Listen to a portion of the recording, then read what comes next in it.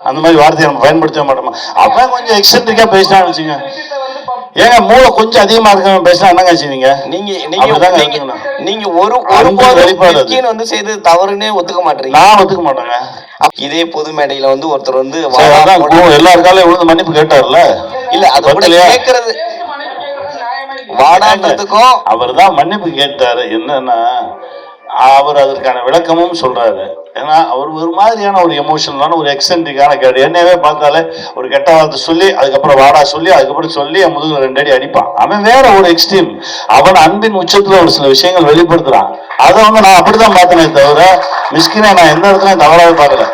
பேசிட்டு வெளியே வரும்போது வெற்றிமாறன் சார் ஏதோ மீட் பண்றேன். வெற்றிமாறன் சார் வந்துட்டு வெற்றிமாறன் சார் உட்கார்ந்து போன்ல அவர்கிட்ட பேசினா என்ன பேசினான்னு எனக்கு தான் தெரியும். அப்படியே கால் போட்டு அமீர் சார் என்ன பேசினான்னு எனக்கு தான் தெரியும். அதுக்கப்புறம் தான் இதெல்லாம் என்ன நடந்துச்சுன்னு. என்னன்னா ஒரு மனிதன் தன்னுடைய அன்பின் வெளிப்பாடு அது உச்சம். அது என்னவா நடக்கும். இப்ப நம்ம ஊர் பக்கம் போனீங்கன்னா ஒரு கெட்ட வார்த்தை ரொம்ப அன்பான சொல்லு, அதை நீங்க எல்லா இடத்துலயும் சொல்ல முடியாதுல்ல. ஆனா நாங்க 4 பேர் பேசும்போது சொல்லிக்குவோம். 4 பேர் பேசும்போது அது அவன் இன்னும் கொஞ்சம் மேல இருக்கான். அவன் அன்பு கொஞ்சம் அதிகமா இருக்குன்னு நினைச்சுங்க. அவன் அன்பு கொஞ்சம் அதிகமா பத்திரிகையாளர்கள் பொம்பளை பசங்க சரிங்க. ஏன் நம்ம யாருக்குமே தெரியாதா? அந்த மாதிரி வார்த்தையை நம்ம பயன்படுத்த மாட்டோமா? அவன் கொஞ்சம் எக்ஸென்ட்ரிக்கா பேசினான்னு வச்சுங்க, ஏங்க மூளை கொஞ்சம் அதிகமா இருக்க பேசினா என்னங்க செய்வீங்க? நீங்க ஒரு வெளிப்பாடு வந்து செய்து தவறுன்னே ஒத்துக்க மாட்டீங்க. நான் ஒத்துக்க மாட்டேங்க. அப்போ பொது மேடையில வந்து எல்லாரும் கெட்ட வார்த்தையில பேசலாம், எல்லாரும் தப்புன்னு சொன்னதுக்கு அவர் மன்னிப்பு கேட்டாரு. இதுக்கு மேல என்ன செய்யணும்? உங்க 2 கரம் கூப்பி உங்க காலில் விழுந்து. ஏன்னா அவரை பத்தி புரிந்தவர்களுக்கு தெரியும் அவர் யாருன்னு, புரியாதவர்களுக்கு தான் அந்த மன்னிப்பு. சரியா வச்சுக்கோங்க அந்த மன்னிப்பை. எங்க அண்ணனுக்காக நானும் கூட உங்க காலை தொட்டு கூட மன்னிப்பு கேட்டுக்கிறேன். ஓகேவா? மன்னிச்சிருங்க, விட்டுருங்க.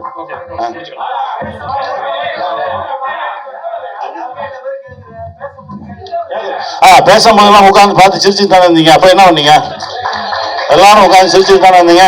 அதுக்கு கை தட்டினீங்கல்ல. அவர் பேசும்போதெல்லாம் உட்காந்து சிரிக்கிறது. ஓகே, क्वेश्चंस கேக்குற மாதிரி இருந்தா நீங்க கேட்கலாம். பிரஸ் அண்ட் மீடியா ஃப்ரெண்ட்ஸ் எல்லாரும்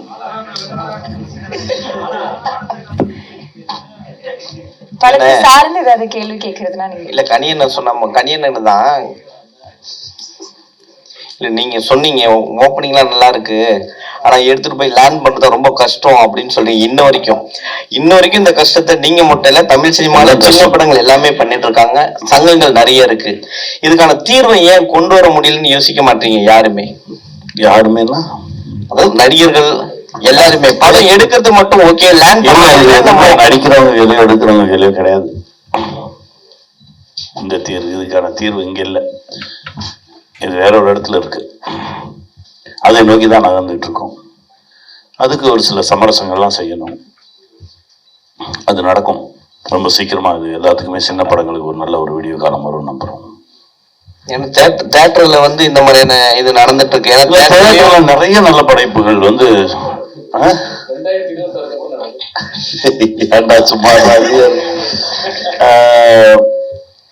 நிறைய நல்ல திரைப்படங்கள் வந்து தியேட்டர்ல கரெக்டா தியேட்டரே கிடைக்கிறது இல்லை. இப்போ நம்ம படத்துக்கெல்லாம் வந்து இந்த இவர் போய் பக்கத்து தியேட்டரை திறந்து பார்க்குறாரு. ஒரு காம்ப்ளெக்ஸ்ல 3 தியேட்டர் 4 தியேட்டர் திறந்து பார்த்தா உள்ள ரொம்ப குறைவான மனிதர்கள் தான் இருக்காங்க. இவர் கேட்கிறாரு, அந்த தியேட்டர்லயே போய் கேட்கிறாரு, இந்த மாதிரி எங்க படத்தை இங்க ஒரு ஷோ இன்னொரு ஷோ போடலாமே அப்படின்னு. நாங்க சும்மா கூட வச்சிருப்போம், ஆனா போட மாட்டோம் அப்படின்னாங்க. இதுக்கு என்ன பதில் சொல்லுவீங்க? அப்படியே தான் அமைதியா வந்து என்கிட்ட சொன்னாரு, நீங்க வந்து பேசுங்க. நான் பேசினாலும் அர்த்தம் சொல்லுவாங்க, நீங்க பேசும்போது கொஞ்சம் சீரியஸா சொல்லியிருப்பாங்க, நான் பேசினா சிரிச்சுக்கிட்டே சொல்லுவாங்க. பதில் அதே பதில் தான். இதுதான் உண்மை. உண்மையை எப்பவுமே நம்ம ஒத்துக்கணும். நான் அது மட்டும் தான் சொல்லிக்கிட்டே இருப்பேன். ஏன்னா இவர் ஒவ்வொரு வாட்டி என்னை கூப்பிடும் போது எனக்கு ஒரு சின்ன குற்ற உணர்ச்சி இருந்துகிட்டே இருந்துச்சு. என்னடா இவர் கூப்பிடுறாரு, ஆனா நம்ம நினைச்ச தளத்தை தேட்டருக்கு அந்த படம் தொடலையே அப்படின்னு சொல்லி எனக்கு ஒரு உறுத்திக்கிட்டே இருந்துச்சு. ஏன்னா இது வந்து உலகம் பூரா போகும், உலக மக்கள் பூரா பேசுவாங்க. மொழி தெரியாமல் வேற லாங்குவேஜ், அதாவது தமிழ்ல பார்த்துட்டு தெலுங்குல ஒருத்தர் வந்து விமர்சனம் போட்டிருந்தார், இது ஏன் தெலுங்குல வரல அப்படின்னு சொல்லி தெலுங்குல ஃபுல் விமர்சனம் போட்டிருந்தாரு. அதை தமிழ் மொழியாக்கம் பண்ணியெல்லாம் எனக்கு அனுப்புவாங்க. இது நடக்கும்னு தெரியும். நான் என்ன சொன்னேன், இது 5 கோடி இல்ல 50 கோடி கூட பார்ப்பாங்க. இன்னொரு 15 நாள் கழிச்சு பார்த்தா 50 கோடி நிமிஷம் கூட போயிருக்கும். இது அதற்கு எல்லாவற்றுக்கும் தகுதியான ஒரு திரைப்படம், ரொம்ப அற்புதமான ஒரு திரைப்படம். இது நடக்கும். ஆனால் இந்த தேட்டருக்கெல்லாம் இது வந்து நம்ம நினைச்ச மாதிரி ஒரு இடத்த தொடர. இன்னொரு விஷயம், பல தேட்டர்ல இல்ல, என் ஊர்ல என் டிஸ்ட்ரிக்ட்லயும் இல்ல, விருதுநகர் மாவட்டத்திலேயே போடல. 10 நாள் கழிச்சு ஏதோ வந்துச்சு அப்படின்னாங்க. அதாவது எங்க போய் கேட்கறது, யார்கிட்ட கேட்கறது, யார் இதை எக்ஸிக்யூட் பண்றது, ஒண்ணுமே தெரியல. இது என்னன்னா ஒவ்வொரு முறையும் அப்படி நடக்கும். ஏன்னா ஒரு ஒரு ஒரு ஒரு கடைசி நேரத்துல ஒரு சின்ன செக் வைப்போம். என்னன்னா இந்த மாதிரி சின்ன தயாரிப்பாளர்கள் மொத்தமா காசை கொண்டு வந்து படம் எடுக்கிறது இல்லை. அவங்க கையில இருந்து கொஞ்சம் எடுத்துட்டு வருவாங்க, அப்புறம் ஒரு இடத்துல கொஞ்சம் கடன் வாங்கியிருப்பாங்க. இப்ப அவங்க கையில இருந்து எடுத்துட்டு வந்தது வச்சிருவோம், அது நம்ம கைக்கு மெதுவாக கூட வரட்டும். ஆனா அந்த ஒரு இடத்துல கடன் வாங்கியிருக்கோம்ல, அந்த வாங்கின கடனை வட்டியோடு அந்த ரிலீஸுக்கு முன்னாடி திருப்பி கொடுத்தால்தான் அவங்களுக்கு கிளியரன்ஸ் கிடைக்கும். அதை நோக்கி அந்த பயத்துல போகும்போது இந்த கடைசி ஒரு வாரம் 10 நாளைக்கு முன்னாடி ஒரு ப்ரெஷர் வரும். அந்த ப்ரெஷர்ல எங்கேயாவது கொண்டு போய் கொடுத்துருவோம், ஏதாவது ஒன்று பண்ணிடுவோம், வாங்கிடுவோம், அந்த படத்தை ரிலீஸ் பண்ணிடுவோம். ப்ரெஷர்ல போகும்போது தான் தடுமாறும். அந்த தடுமாற்றம் இல்லாமல் ஒரு சிலர் நிக்கிறாங்க, அவங்க சரியான ஒரு விஷயத்த பண்றாங்க. இதே தடுமாற்றம் தான் மாணிக்கத்திலே நடந்தது. நான் எங்கேயோ இருந்தேன், ஏங்க இருங்க இருங்க இருங்கன்றக்குள்ள ஒரு ஒரு ஒரு ஒரு பதட்டமா ஒரு விஷயம் நடந்துருச்சு. இது வந்து மாணிக்கத்துக்கு மட்டும் இல்ல, அப்பாவில் நடந்தது, தொண்டல்ல நடந்தது, சாட்டையில நடந்தது, அடுத்த சாட்டையில் நடந்தது. நான் என் படங்களே எல்லா படத்துலயும் இதுதான் நடந்துட்டு இருக்கு. பரவாயில்ல, எங்கேயாவது ஒரு சரியான ஒருத்தர் கையை பிடிச்சிக்க மாட்டோமா? சரியான ஒரு கை, ஒரு நல்ல படம்பா வாப்பா. ஏன்னா இங்க அங்கீகாரம்ன்றது ரொம்ப லேட்டா தான் கிடைக்கும். நீங்க 50ஆம் நாள் போஸ்ட், இன்னைக்கு படம் ஓடிட்டு இருக்கு பேபி ஆல்பர்ட்ல. 32 நாள் ஆச்சா? 32 நாள் ஆச்சு ஓடிட்டு இருக்கு. 35 நாள் ஆச்சு ஓடிட்டு இருக்கு. இன்னைக்கும் அந்த தியேட்டர் உரிமையாளர் உரிமையாளர் மாரியப்பன் சொல்லிட்டாரு, 50 நாள் வரைக்கும் இந்த படத்தை நான் ஓட்டியே ஆவேன், எத்தனை படம் இருந்தாலும் பரவாயில்ல. அவர் பெரிய சினிமா காதலர். நன்றி மாரியப்பன். என்னன்னா படம் இருக்கு, பட் என்னன்னா அது வேலையை அது முதல் ஒரு 3 நாள் 4 நாள்ல செஞ்சிடணும். இல்லைன்னா அது அவ்வளவுதான், அது வந்து புறந்தள்ளப்படும். அதுதான் நடந்தது. இருந்தாலும் தன்னுடைய மூச்சை பிடித்து கொண்டு இந்த படம் மாணிக்கம் தனக்குள்ள இருக்க உண்மை தன்மையால் இவ்வளவு தூரம் அது நின்றுட்டு இருக்கு. ஓடிடில வந்த பிறகும் தேட்டர்ல இருக்கிற படம் ரொம்ப குறைவு, அதுல மாணிக்கமும் நின்றுட்டு இருக்குன்றது ரொம்ப பெருமையா இருக்கு. பட் இந்த தவறை திரும்பவும் செய்யாம, அதாவது 50ஆம் நாள் போஸ்ட் ஓட்டினா கூட பார்க்காமலே போயிடுற கூட்டமெல்லாம் இருக்கு. அதான் அந்த பக்கம் பாத்துறாத, ஏதோ 50ன்னு ஒட்டியிருக்காங்க, அதுல கூட கௌரவ குறைச்சல்.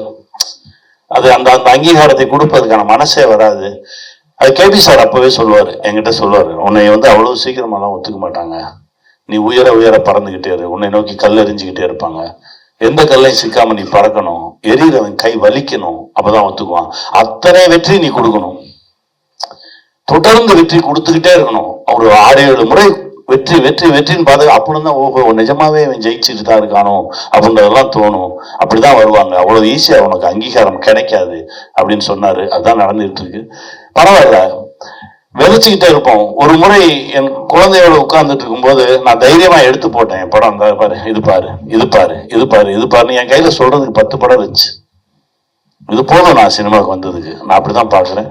ஆனா நண்பர் நந்தா ஒவ்வொரு முறையும் பேசும்போதும் அந்த தன்னம்பிக்கையின் உச்சத்துல பேசுவாரு, விடவே மாட்டாரு. அவர் விடவே இல்லை, இந்த நொட்டி வரைக்கும் மாணிக்கத்தை புட்டுச்சு அப்படியே நிக்கிறாரு.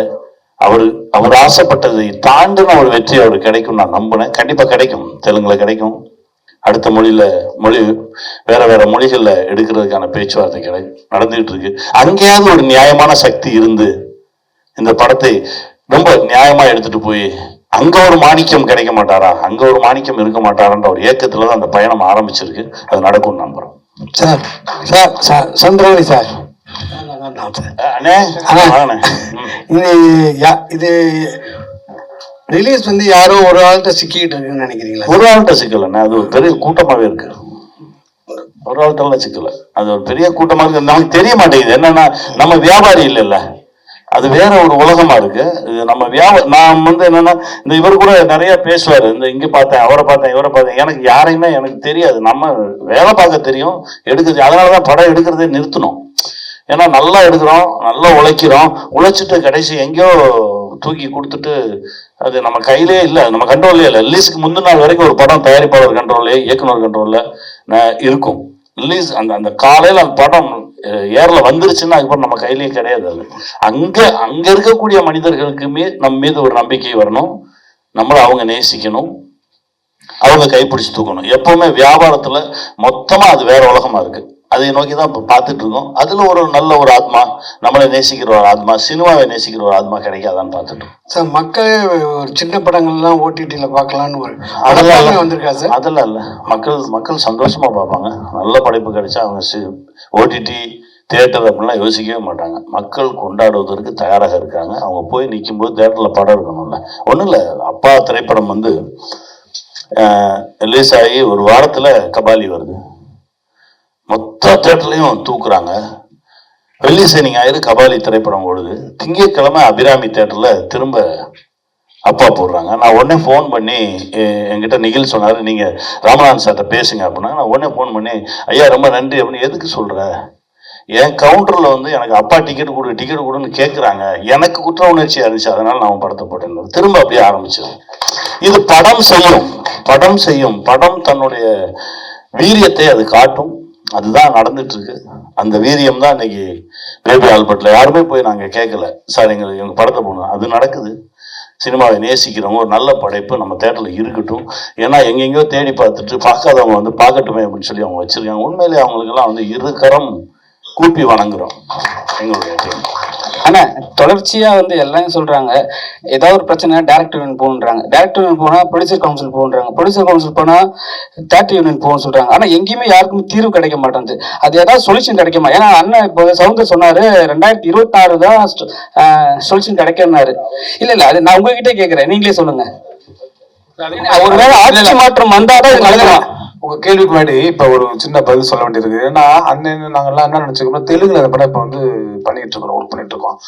கான்பிடண்டா அங்க பல கோடிகள் சம்பாதிக்கும் நான் ஒரு வேலை செஞ்சுட்டு இருக்கோம், நம்பிக்கை. ஏன்னா அங்க எங்களுக்கு கிட்டத்தட்ட 220 தேட்டர் கிடைச்சிருச்சு. அங்க ஒரு சிஸ்டம் வச்சிருக்கிறாங்க. என்னன்னா பெரிய படம் வரப்ப சின்ன படங்கள் வராது, சின்ன படம் வரப்ப பெரிய படம் வச்சிருக்கிறாங்க. அந்த பிரச்சனை அங்க வந்து கிடையாது. இங்க இருக்க பிரச்சனை கிடையாது. தப்பன்னு 12 படம் 20 படம் சிஸ்டமேட்டிக்கே இல்லாமல் இருக்கிறத நம்ம சிண்டிகேட் பண்ணி சிஸ்டமேட்டிக் பண்ணி ஃபில்டர் பண்ணா இவரோட பிரச்சனைகள் இவரோட வேதனைகள்லாம் அடுத்த வர காலங்களில் தீரும்னு நம்பிக்கை. நம்ம பிரச்சனை சொன்ன அப்பா சொன்னீங்களா உங்க லைஃப்ல தொடர்ந்து நடக்குது, அதுக்கு சொல்றேன். அப்பா சாட்டேன்னு சொன்னீங்களா, அதுக்காக சொல்றேன். அந்த சிஸ்டமேட்டிக்கா சின்ன படம் வரப்ப பெரிய படம் வரக்கூடாது, ஒரு அதர் டப்படி வரக்கூடாது, 12 படம் வரக்கூடாது. நாம வந்து ஃபில்டர் இல்லைண்ணா. இப்ப இது வந்து நான் நேரடியாக கேட்கிறேன், ஏடிஎம்கே இருக்கும் போது இந்த பிரச்சனை எல்லாம் உங்களுக்கு கிடையாது அவ்வளவா. ஆனா வந்து இப்ப ஒரு பெரிய அப்படியெல்லாம் இல்ல, நீங்க வந்து அப்படியெல்லாம் ஆட்சியெல்லாம் இருக்காதீங்க. இது எப்பவுமே இருக்கக்கூடிய பிரச்சனை. இங்க எளியவன் வலியவனால் வீழ்த்தப்பட்டு கொண்டேதான் இருக்கிறாங்க. இது வந்து நீங்க இந்த ஆட்சி அந்த ஆட்சி எல்லாம் சொல்லவே சொல்லாதீங்க. இங்க வலியவனுக்கு தான் இங்க வந்து பலமே தவிர எளியவன் நான் நல்லவன் மாணிக்கம் மாதிரி ஒருத்தன் நான் மாணிக்கம் நீங்க இங்க ஒரு சக்சஸ் மீட்ல வந்து நல்லா கேட்டாங்க. ஒரு சக்சஸ் மீட்ல வந்து ஒரு டிஸ்ட்ரிபியூட்டர்லாம் ஏறி எல்லாருக்குமே வந்து சொல்றாங்க இது நல்ல படம் வாழ்த்துக்கள். அவங்க படம் அந்த டிஸ்ட்ரிபியூட்டர் சொல்றாங்க இவ்வளவு வந்து கலெக்ட் பண்ணிருக்குன்ட்டு. ஆனா நீங்க சொன்னீங்க ஸ்டேஜ்ல எங்களுக்கு அது தெரியவே. நான் முலாம் பூசாம பேசணும்னு நினைச்சேங்க. எவ்வளவு நாள் தாங்க பொய்யாவே பேசுறது. இந்த வெந்தவனே சொன்னாரு, ஏங்க நீங்க என்னங்க இப்படி பேசிட்டீங்கன்னாரு. ஏங்க சும்மா போயிட்டு எவ்வளவு போய் தான் பேசுவீங்க? பேர் கிடைத்தது, பெருமை கிடைத்தது. இதை விட பெருமை யாருக்குமே கிடைக்காது. ஒரு பெரிய படம், ஒரு சூப்பர் ஸ்டார் நடிக்க வேண்டிய பெரிய படத்துக்கு எவ்வளவு பவர்ஃபுல்லான பேக்கிங் ஓடிடியில் கிடைச்சதோ அவ்வளவு கிடைச்சிருக்கு. அவ்வளவு சந்தோஷம்தான். ஆனால் இது என்ன செஞ்சிச்சு, இது எங்க போச்சு, எங்க மாட்டுச்சு இப்படின்னு ஒரு கேள்வி இருக்குல்ல. அது வந்து வேற வழியே இல்லை, இது மாட்டதான் செய்யும். நான் தான் சொன்னேன், இவர் கூப்பிடும் போதெல்லாம் ஏன் போங்கன்னு சொல்லி வேற வழி இல்லாம இவருடைய அன்புக்கு கட்டுப்பட்டு தான் வந்து நிக்கிறேன். நான் அவனுக்கு தெரியும். என்னன்னா எனக்கு ரொம்ப உள்ள ஒரு பெரிய, ஏன்னா இப்ப அடுத்த சாட்டை பண்ணும்போதாவது கிளீனா சொன்னாங்க 125 தேட்டர் இந்த இருக்கு, தேட்டர் லிஸ்ட் நீங்க கூட பேசிங்க நம்பரோட கொடுத்தாங்க. அந்த படமும் லாஸ்ட் தான் எனக்கு. பட் பரவாயில்ல, அந்த தேட்டர் நம்பரோட இருந்துச்சு. நான் பேசினேன், அண்ணே காலைல வந்துச்சானே படம், மழைண்ணே பயங்கர மழை, இந்த நம்ம ஏரியாலே பெரிய மழை, நம்ம தஞ்சாவூர் டிஸ்ட்ரிக்ட்லாம் பெரிய மழைண்ணே, ஒன்றும் பண்ண முடியல, ஃபர்ஸ்ட் டே யாருமே வரல, பரவாயில்லண்ணே அப்படின்னாவது இருந்துச்சுல. ஏதோ ஒரு காரணம் இருக்கணும்ல. நீ எங்க இருக்கீங்கன்னே தெரியாம சுத்துறது இருக்கு பாருங்க, அதுதான் பெருஞ்சுத்து. மாணிக்கத்துக்கு முலாம் பூச முடியாதுண்ணே. இன்னொன்னு இப்போ வந்து டிஜிட்டல் மயமான ஒரு நேரத்துல இது ரவியன்னு சொல்லலாம், நீங்க சொல்லலாம், நந்தா பிரதேசம் சொல்லலாம், யாருனாலும் சொல்லலாம். ஒரு காலத்துல பாத்தீங்கன்னா படம் வந்ததுன்னா நேரடியாக தியேட்டர்ல போய் பேசலாம், டிஸ்ட்ரிபியூட்டர் கிட்ட வச்சு அவங்க பேசலாம். ஆனா இப்ப டிஜிட்டல் மயம் வந்ததுக்கு பிறகு இப்ப டிஜிட்டல் மயத்தை காசு கட்டணும்னே சுத்திட்டு இருக்காங்க. நிறைய படங்கள் அப்படியே தேக்கத்துல நிக்குது. பல படங்கள் 1600 படங்கள். ஸோ ஒருவேளை இந்த டிஜிட்டல் மயம் இல்லாம இருந்தா இந்த படங்கள் ரிலீஸ் ஆகிறதுக்கான வாய்ப்புகள் இருக்குமா? ஓடிடி தளங்கள்லாம் வராம இருந்தா? அது எப்பயுமே சினிமா பின்னோக்கி போகாது, பரிணாம வளர்ச்சியில பார்வேர்டு தான், பேக்வேர்டே கிடையாது. கியூப்னு ஒரு இதை வச்சிடறாங்க. அதுக்கே நம்ம வந்து ஒரு 10 தேட்டர்னு வைங்களேன், ஒரு தேட்டருக்கு 2 லட்சம் வச்சா கூட வந்துருமே உங்களுக்கு 20 லட்சம் ரூபா. அது பிரிண்ட்டுக்கு போற காசு தான், அதெல்லாம் ஒண்ணும் இல்லை. வழக்கமாக பிரிண்ட்டுக்கு போற மாதிரி காசு. இப்ப இன்னொரு விஷயம் இல்லாமல் இருந்திருந்தால் இருக்குல்ல, நாளைக்கு இன்னொன்று புதுசாக வரும்ல, அதுதான் கூட தான் நம்ம ஃபைட் பண்ணணும். பின்னாடி அதுக்கு போய் ஆலோசிச்சு அது இருந்திருந்தாலும் நடந்திருந்தாலும் பேசுறது விஷயமே இல்லை தம்பி. இன்னைக்கு இது இருக்கு, நாளைக்கு இதை தாண்டி அட்வான்ஸா வேற ஒன்று வரும். அதுக்கு என்ன பதில் செய்ய போறோம், அதுக்கு எப்படி நம்மளை தயார்படுத்திக்க போறோம்? ஏன்னா இன்னைக்கு ஓடிடி தளங்கள்ல ஓடிடி தான் வந்ததுனாலதான் காப்பாற்றப்பட்டுச்சு. ஆனா ஓடிடி தான் இன்னைக்கு கொஞ்சம் அழிச்சுக்கிட்டு இருக்குன்னு அதெல்லாம் இல்ல, ஓடிடி தான் மாணிக்கம் மாதிரி படங்களை எல்லாம் காப்பாத்துது. இல்ல சார், மாணிக்கத்துல அவங்களுக்கு பிடிக்கும் அதெல்லாம் கிடையாது. சமுத்திரக்கனி இருக்கான்றதுக்காக இது நடக்கவே இல்லை, முதல்ல புரிஞ்சுங்க. அப்படியெல்லாம் கிடையாது. நல்ல படைப்புகள். நான் ஆகாத வேலை பார்த்தேன், ஆகாத நான் ஒரு 1 இயர் ஒர்க் பண்ணும்போது அவ்வளவு நல்ல படைப்புகளை நாங்க வந்து உள்ள கொண்டு வந்திருக்கோம். அதனால நல்ல விஷயமாக இருந்தால் அது என்னன்னா ஒரு 5 டீம் உட்காந்து பார்ப்பாங்க. இப்ப நம்ம நார்மலா படம் பண்ற மாதிரி எல்லாம் படக்குன்னு என்ன ஒருத்தர் பார்த்து முடிவு எடுக்கிறது கிடையாது. ஓடிடில இப்ப வந்து ஒருத்தர் பாக்குறாரு அப்படின்னா அவர் பார்த்து அவருடைய உயர் அதிகாரிகள் அவங்க பார்க்கணும். எல்லாருடைய கருத்தும் ஒத்த கருத்தா இருந்தால் மட்டும்தான் அது மேல வரும். இது வந்து இவர் நமக்கு தெரிஞ்சவர், இவர் பக்கத்து வீட்டுக்காரர், அதெல்லாம் இப்ப இல்லவே இல்லை. தரம் இருந்தால் மேல வரும். அப்படிதான் அந்த தரத்திலேயே மேல வந்துதான் அது நின்றுச்சு. மாணிக்கம் எந்த விதமான சப்போர்ட்டும் இவர் கூட கேட்டாரு, நீங்க சொல்லுங்க அப்படின்னு. சொல்லவே மாட்டேன், என் குழந்தைக்கா நீ வாங்கிக்கோங்க, நான் எப்படி சொல்ல முடியும்? இதுல என் மேல பெரிய வருத்தமெல்லாம் இருந்துச்சு. ஆனா அதுவா அந்த ஒரு போஸ்டரை பார்த்து தான் அதுவா தான் தன்னை நோக்கி இழுத்துது அவங்கள. அப்படிதான் நடந்துச்சு. டைரக்ட் சார் ஆக்சுவலா லாட்டரி வந்து இங்க இருக்கும் பொழுது பல குடும்பங்கள் அழிஞ்சிடுச்சு அந்த லாட்டரி வரும்போது. அதனால்தான் அதை வந்து அரசாங்கம் வந்து தடை பண்ணி அதை நம்ம இது பண்ணோம். ஆனா வெளி மாநிலத்துல இருக்கு. ஸோ அப்படி இருக்க டைம்ல லாட்டரியை பத்தி ஒரு ப்ரொமோஷன் அதுல இருந்து கொண்டு வரணுன்ற நோக்கம். லாட்டரி கதை கிடையாதுங்க, நேர்மையான கதை. லாட்டரி வந்து டூல் தான், அது வந்து டூல் தான். இது நேர்மையான கதை, நேர்மையோட கதை. இது எல்லா படமும் ஓட்டிட்டு வாங்க மாட்டாங்க. நம்ம நண்பர் ஆர்யா சொன்னாரு, டார்லிங் தயவு செய்து ஓட்டிட்டு கேட்டாங்கன்னா எதுவுமே யோசிக்காம வித்துருங்க, உடனே கொடுத்துருங்க அப்படின்னாரு. தேட்டர்ல கூட நம்ம வந்து தெரிஞ்சவங்க அவங்க தேட்டருக்காரங்க 10 பேர் தேட்டர்ல கூட நம்ம படத்தை போடலாம். ஆனா ஓட்டிட்டுல முழு தகுதி 100% தகுதியான மட்டும்தான் அந்த படத்தை வாங்குவாங்க. கண்ணினா உங்ககிட்ட யூடியூப்ல ஒருத்தர் வந்து உங்க நண்பரை பேசினதுக்கே டென்ஷன் ஆகி நீங்க அறிக்கை விட்டீங்க. ஆமா, அமீர் அண்ணன் விட்டீங்க. பேசினாருக்காகலாம் டென்ஷன் ஆகி விடல. ஒரு விஷயம் சொல்லட்டுமா? இப்போ என் தம்பி தான் எனக்கு மெசேஜ் பண்ணிருக்கான், என் போன்ல இருக்கு. கங்குவா ரிலீஸ்க்கு முன்னாடி என்ன மெசேஜ், கங்குவா ட்ரெய்லர் ஞானவேல் எனக்கு அனுப்பிச்சிருக்காரு. அது வேற. இவர் அவரை பத்தி குறையா பேசிட்டாரு, அவரை பத்தி கூட பேசிட்டாருன்றதெல்லாம் என்னுடைய இதுவே கிடையாது. நான் இருந்தேன், எனக்கு தெரிஞ்சதை நான் சொன்னேன், அவ்வளவுதான்.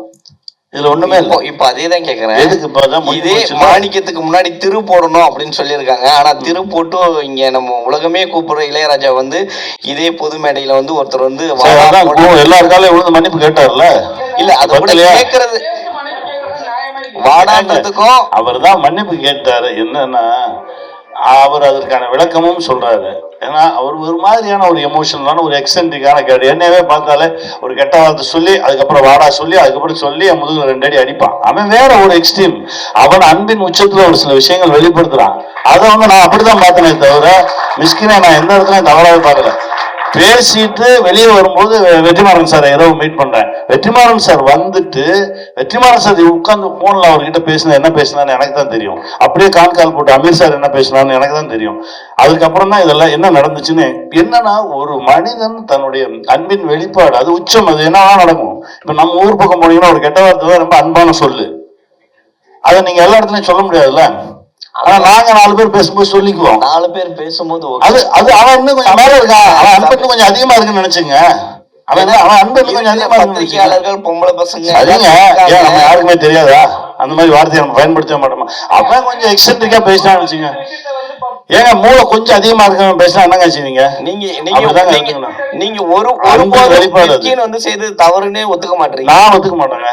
அப்போ நான் ஒத்துக்க மாட்டேன். பொது மேடையில வந்து அவன் பத்திரிகையாளர் திரும்ப முன்னாடி அவங்க எல்லாரும் எல்லாரும் தப்புன்னு- கெட்ட வார்த்தையில பேசலாம், எல்லாரும் தப்புன்னு அநாகரிகமா பேசலாம். எல்லாரும் தப்புன்னு சொன்னதுக்கு அவர் மன்னிப்பு கேட்டாரு. இதுக்கு மேல என்ன செய்யணும்? உங்க இரு கரம் கூப்பி உங்க காலில் விழுந்து, ஏன்னா அவரை பத்தி புரிந்தவர்களுக்கு தெரியும் அவர் யாருன்னு, புரியாதவர்களுக்கு தான் அந்த மன்னிப்பு. சரியா வச்சுக்கோங்க அந்த மன்னிப்பை. எங்க அண்ணனுக்காக நானும் கூட உங்க காலை தொட்டு கூட மன்னிப்பு கேட்டுக்கிறேன். ஓகேவா? மன்னிச்சிருங்க, விட்டுருங்க.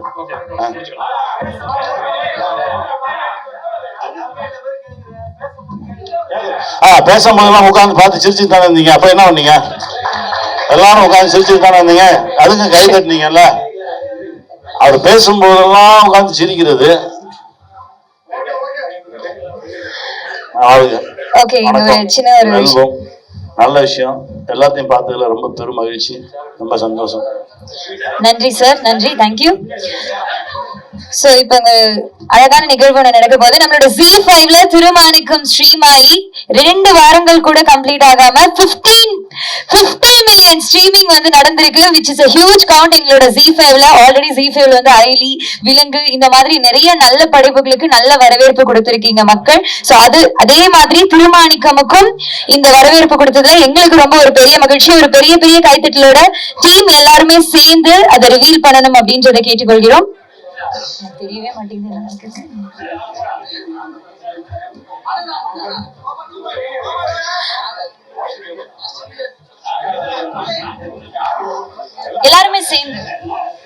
எல்லாருமே சேர்ந்து நம்ம Z5ல திருமாணிக்கம் 50 மில்லியன் ஸ்ட்ரீமிங், அதாவது 5 கோடி பேர் வந்து நம்மளோட ஸ்ட்ரீமிங்ல பார்த்திருக்காங்க. ஒரு பெரிய பெரிய ஹியூஜ் சக்சஸ் நம்ம Z5ல. அது மட்டும் இல்லாம இதை பார்த்த எல்லாருமே தமிழ்நாட்டை சார்ந்தவர்கள் மட்டும் கிடையாது. தமிழ்நாடு, கேரளா, கர்நாடகா, சிங்கப்பூர், மலேசியா இந்த மாதிரி எல்லா இடத்துல இருந்தும் மக்கள் பார்த்து திருமாணிக்கத்தை வந்து கொண்டாடி இருக்காங்க. சோ அதோட வெற்றி தான் இப்ப நம்ம செலிப்ரேட் பண்ணிட்டு இருக்கோம். சோ ஒரு குரூப் போட்டோஸ்.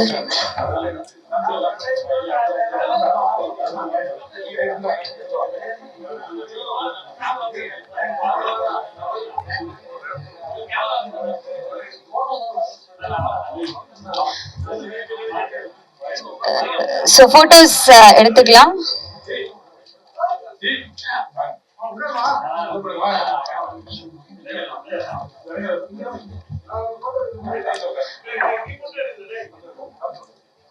டீம் எல்லாம் இருந்தாங்க.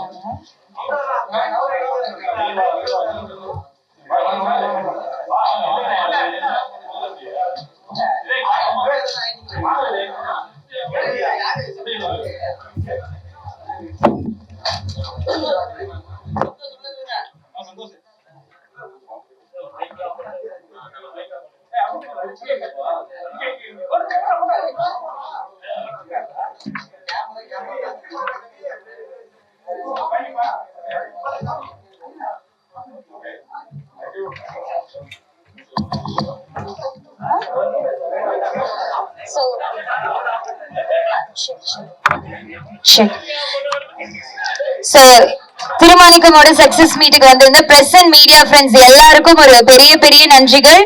நன்றி.